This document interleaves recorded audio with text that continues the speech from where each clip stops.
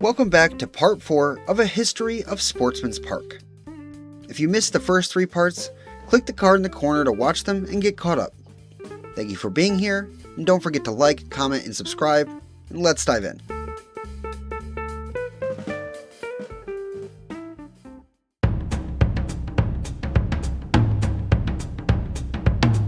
In early October of 1944, the people of St. Louis finally had something to pull their attention away from the invasion of Europe. The Cardinals had prevailed despite the wartime talent drain, and the Browns had prevailed because of it. Either way, St. Louis was to be the sole focus of the baseball world. The Cardinals were the home team for the series. Game 1 was on October 4th at 2 p.m. with 33,242 people visiting Sportsman's Park for the game.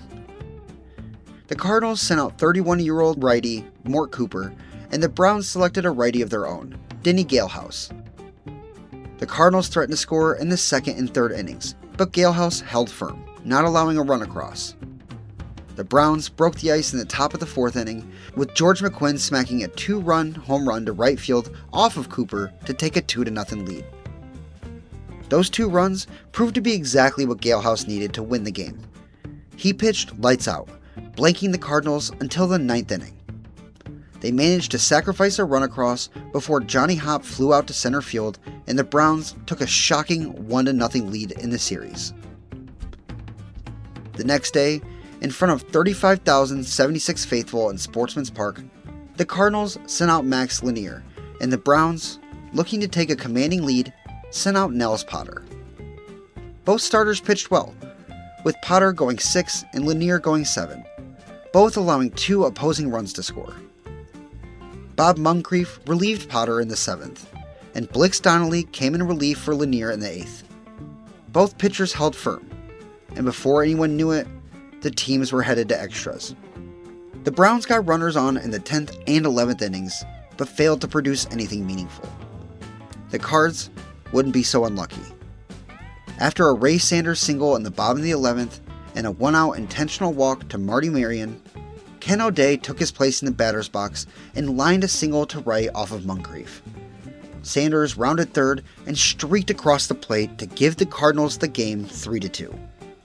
The series was tied, 1 game apiece.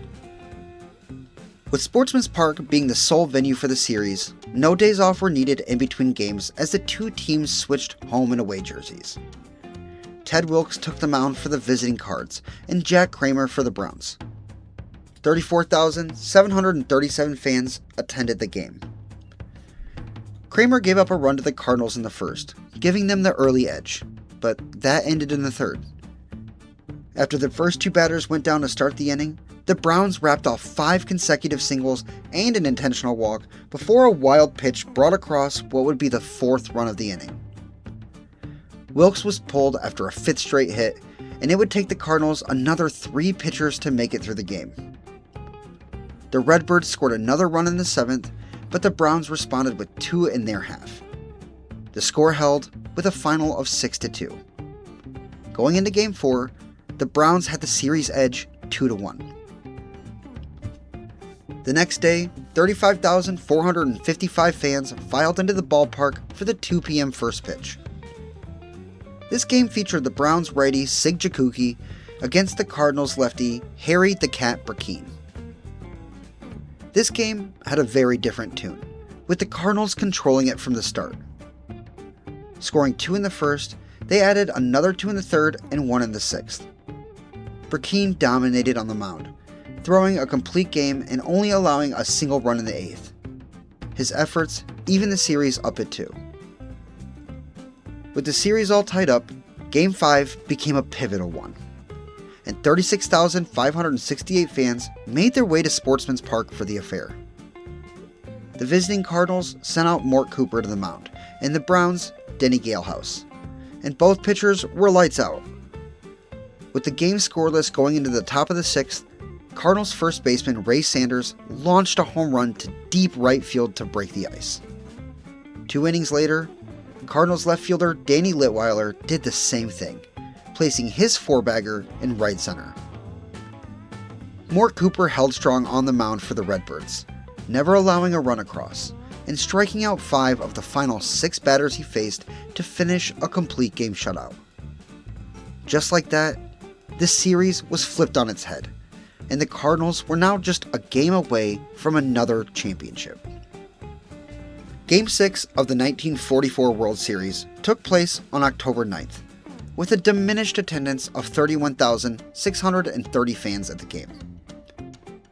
With the teams switching home and away roles, the visiting Browns, with their season on the line, sent out Nels Potter to the mound. For the Cardinals, a win away from another ring, they gave the ball to Max Lanier. The Browns struck first, scoring a run in the second and holding that 1-0 lead for a couple of innings, until the Cardinals broke out in the fourth, scoring 3 of their own. Nels Potter couldn't make it out of the fourth, being relieved by Bob Moncrief. In the 6th inning, after allowing 2 walks and a wild pitch, Cardinals starter Max Lanier was replaced by Ted Wilkes, who got out of the jam. The Browns failed to pose a threat in the 7th or 8th innings, rolling into the top of the 9th, still down 3-1. Needing a couple runs to stay alive, they could muster nothing. Wilkes forced a fly out to left from George McQuinn and proceeded to fan Milt Burns and Mark Chartak to seal the game and the series. The streetcar series belonged to the Cardinals. Their reign of dominance in St. Louis was all but sealed. As the Cardinals celebrated their franchise's 5th championship, Browns fans likely felt optimistic for the future. But the hope was futile. 1944 was by far the closest the Browns would ever come to winning a championship.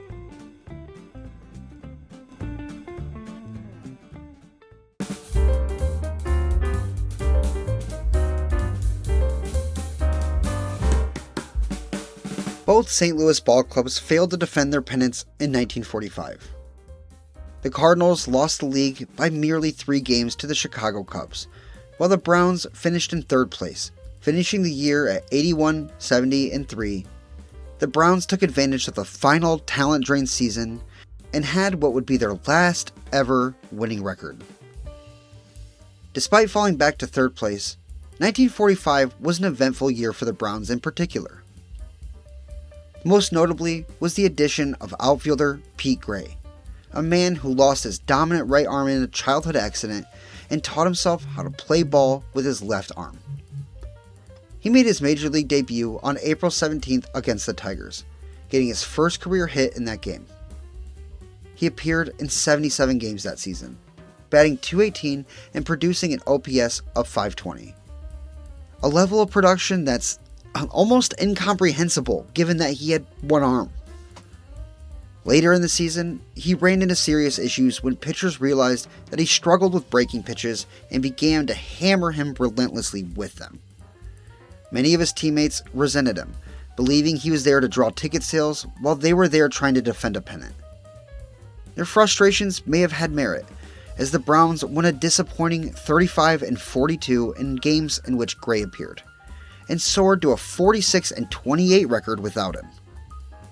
With the war ending and the talent returning from service in 1946, Pete Gray only lasted 1 season in the big leagues.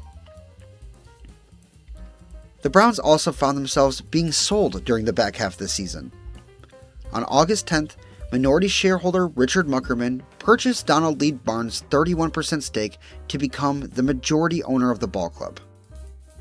Just under a year later, Muckerman and the Browns acquired Sportsman's Park from the estate of Phil Ball, consolidating the team and ballpark under one umbrella. While all those changes were happening behind the scenes for the Browns, the Cardinals resurged in 1946, finishing the season with 98 wins. They reclaimed their spot atop the National League, beating out the Brooklyn Dodgers in baseball's first ever 3-game playoff for a pennant. With their roster reloaded from returning war veterans, the Cardinals earned an opportunity to win their 3rd championship in 5 years, taking on the American League winning Boston Red Sox in what would become a legendary Fall Classic. This was one of the most anticipated World Series matchups in baseball history, pitting 2 of the greatest hitters of all time against one another, St. Louis's Stan Musial and Boston's Ted Williams. The National League had hosting honors in what was the first World Series to see the wartime travel restrictions lifted. Back to the 2-3-2 format, the first 2 games of the series were played at Sportsman's Park on October 6th and 7th. The teams split the first 2 games, with the Sox taking Game 1 in extras and the Cards bouncing back in Game 2. The 3 games at Fenway picked up on October 9th and saw the series continue to trade blows. Boston took Games 3 and 5, while the Cards managed to snag a road win in Game 4. Heading back to St. Louis for the 6th game, the Cards found themselves cornered, down in the series 3-2. Game 6 was on October 13th, and needing a win to stay alive, the Cards turned to Harry Burkeen. In front of a lively crowd of 35,768 fans, Burkeen dominated, only allowing a single Sox run across. The Cards scored 4, evening the series in the process, and forcing the ever-exciting, decisive Game 7. An even greater crowd of 36,143 fans attended Game 7 the next day. The game turned out to be a back-and-forth, low-scoring affair. Boston put a run across in the first, but St. Louis responded with a run in the second and 2 more in the third. Carrying a 3-1 lead into the 8th inning, Harry Burkeen was brought in to relieve Murray Dixon and close out the game. Inheriting runners on second and third with no outs, Burkeen nearly escaped, managing 2 outs before Dom DiMaggio doubled to right, scoring both runners and tying the game. Bob Klinger entered the game in relief for the Sox in the 8th with the task of keeping the game tied. Enos Slaughter led off with a single to center, but Whitey Kurowski followed that with a muffed bunt. Klinger forced Del Rice to fly out to left, leaving him just an out from keeping the score where it was. Then, Harry Walker stepped up and laced a pitch into left center. Enos Slaughter took off for second, eyeing home from the moment the ball hit the bat. As he flew around the bases, Leon Culberson tracked the ball down and slung it into Johnny Pesky. Pesky caught the ball and relayed it home, but in his transition, he suffered a doomed moment of hesitation. His throw came up the third base line, and Slaughter scored easily to give the Cardinals the lead. The score held, the Cardinals completed the comeback, and Enos Slaughter's mad dash around the base paths would go down as one of the most fateful plays in baseball history.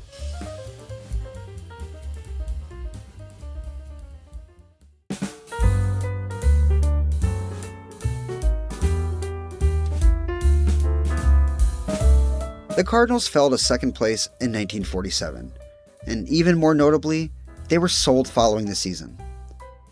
Local lawyer Fred Sy purchased the team from longtime franchise owner Sam Bredin. That season also saw the Browns participate in the integration of baseball, becoming the 3rd team behind the Dodgers and Indians to add a black ball player. They actually signed 2, Willard Brown and Hank Thompson, though their stints with the team were short, only lasting about a month. The Browns finished the season in last. The next year, Sportsman's Park was honored with the hosting of the MLB All-Star Game for the 2nd time. The 15th annual Midsummer Classic took place on July 13th, 1948 in St. Louis, Missouri. 3 Cardinals made the National League lineup, while 2 made the reserves, and the Browns represented by a reserve on the American League side. In what was the first televised All-Star Game, the American League took the game 5-2. Following the season, after another year of financial woe, Browns owner Richard Muckerman decided to sell the team and ballpark. Longtime Browns executive Bill DeWitt and his brother Charlie stepped up with an offer and took over the team in February of 1949. Once again, the fledgling Browns had found themselves under new management. A year after the DeWitt takeover of the Browns, the Cardinals made some history at Sportsman's Park by becoming the first team to play a night game for their home opener. Taking place on April 18, 1950, 20,871 fans attended the historic game, watching their Cardinals start their season off right, beating the Pirates 4-2. In 1951, Sportsman's Park saw another ownership change when the DeWitts decided to throw in the towel. In came iconic baseball character Bill Veeck. Veeck purchased an 80% stake in the franchise and went to work on an overhaul. He redecorated the ballpark in the Browns' colors, hired several local baseball legends to work in public-facing roles, he moved his family into an apartment in the ballpark, and planned incredible promotions, most notably the signing of Eddie Gaedel. Making his debut on August 19, 1951, his career lasted a single at-bat. See, Eddie Gaedel was a mere 3 foot 7 inches tall. The shortest player to ever appear in a major league game, Gaedel wore the comical number 1/8. He came in as a pinch hitter in the bottom of the first, and, producing a minuscule strike zone, walked on 4 pitches. He was promptly removed for a pinch runner, and never played Major League Baseball again. The promotion drew a crowd of 18,369 fans, and today, his jersey hangs in the Hall of Fame. Veeck also put on a Grandstand Manager's Day, giving fans at the ballpark placards to help them vote on managerial decisions that day. Behind the managers in the stands, the Browns snapped a 4-game losing streak. Despite these promotional efforts, Veeck, like those before him, struggled to keep the ball club afloat. After proposing a new revenue-sharing scheme to the other owners in 1952 and getting shot down, he began to feel the inevitable financial pressure associated with the team. While Veeck struggled to tread water, Cardinals owner Fred Sy found himself embroiled in legal troubles. Authorities had uncovered that Sy had avoided paying income taxes in the late 1940s. He was federally indicted in 1952, and by February of 1953, he was forced to put the team up for sale by MLB Commissioner Ford Frick. Sy reportedly preferred to sell the team to a local buyer and keep the Cardinals in St. Louis. Unfortunately, his first serious suitors were an investment group that wanted to take the team to Houston. In to save the day came August Busch Jr., grandson of Anheuser-Busch founder Adolphus Busch, and current CEO and president of the family business. Affectionately known by the name Gussie, he approached Sy with a bid to buy the ball club for $3.75 million, equivalent to roughly $47 million in 2026. Once that sale was completed, things at Grandin Dotier began to change rapidly. Gussie Busch brought vast resources to the Cardinals organization, dwarfing the capabilities of Bill Veeck. This fact all but doomed the Browns owner to selling or moving the team. Veeck sold Sportsman's Park to the Cardinals on April 9, 1953, ending a more than 5-decade run of the Browns controlling the venue. The sale was completed for $800,000, or roughly $10 million in 2026. Gussie Busch immediately went about renovating and modernizing the old ballpark. He attempted to rename Sportsman's Park to Budweiser Stadium, but Ford Frick said no, saying it was not appropriate for a major league venue to be named after an alcoholic beverage. So Gussie got clever and reversed the process. He formally renamed the ballpark and proceeded to release a beer to match. Fans were going to Busch Stadium starting in 1953, and by the next season, they were drinking Busch Bavarian beer. The Busch family spent $1.75 million to bring the stadium up to speed. Given the new corporate owner, all ads around the stadium were removed. Every seat in the stadium was replaced with new ones, and restrooms and drinking fountains were installed. The clubhouses were completely remodeled and ultimately expanded, and so were the dugouts. New private boxes were added, the flagpole was moved to behind the wall in center field, and a warning track was added to enhance player safety. The center field bleachers were removed and replaced with greenery to serve as a batter's eye, and most notably, the scoreboard was replaced with a new one that featured an electronic Budweiser eagle atop it that flapped its wings after Cardinals home runs. After years of neglect from the Browns, and the beating of 2 major league teams playing on the field every summer, Busch Stadium was finally getting the love it deserved. It became quickly apparent that the Cardinals were going to be the permanent fixture of St. Louis, and 1953 would be the last season the Browns would ever play there. As Veeck worked behind the scenes to move the team, eventful baseball still took place. On May 6th, 30-year-old career minor leaguer Bobo Holloman was called up to the Browns and threw a no-hitter in his first career start. Blanking the visiting Athletics 6-0, he became the first pitcher to throw a no-no in his debut since 1900, and the second ever to do so at Grandin Dotier. Throughout the summer, Veeck looked for any reasonable city to move his team to, but he constantly met resistance from the other owners. Essentially blackballed by the league, he was forced to sell and found a group out of Baltimore that wanted to take the Browns to their city. The sale was made, and the St. Louis Browns played their final game in St. Louis on September 27, 1953. A minuscule crowd of 3,174 showed up to send off their malfortuned franchise. Sitting at an abysmal 54-99 on the season, the Browns put up a limp fight against the visiting White Sox. Losing the game 2-1, they fittingly took their 100th loss of the season in their final ever game. The lovable losers never stopped losing. When spring training rolled around in 1954, St. Louis was down to one major league franchise for the first time in over 5 decades. The Cardinals had dominated on the field and took over the city.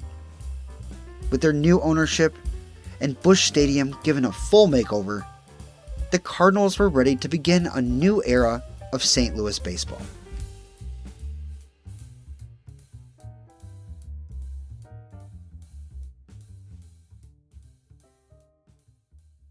Thank you for watching The Bad Baseball Fan.